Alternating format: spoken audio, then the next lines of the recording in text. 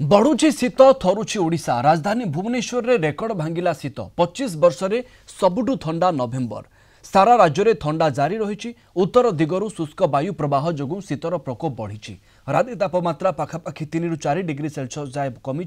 गत 3 दिन हेब भुवनेश्वर रे ठंडा 25 वर्षर रेकर्ड भांगी। कटक रे मध्य तापमात्रा 14 वर्षर रेकर्ड भांगी। सेभଳି सुवर्णपुर झारसुगुड़ा सुंदरगढ़ और कंधमाल जिले में हाड़भंगा शीत होउछि।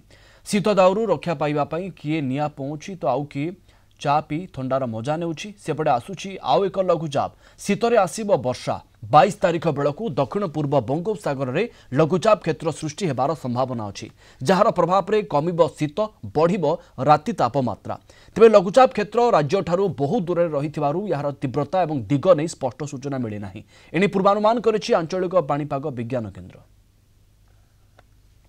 आमे हूँ गरीब लोक आया कथा पैसा पाल पोला पकईकि याड़ू साड़ू कर रात जाओ बोले अंतरा उतरी नहीं जालिकी आम रोचु 9-10 नाई बाजले केनाडे आम परिश्रम कर भूति भरा गले कर नहीं जाए। 3 दिन हो गलान आज काल आज आहरी ठंडा लगुच जे 3 दिन एत ठंडा हलान जे आमर भलिया लोक मैंने जदि एतकी निआ तपवाके पड़ुची तो 60-70 वर्ष लोक मैंने रही नहीं पारन, जेनटा कि से बहुत कष्ट अनुभव करुछन।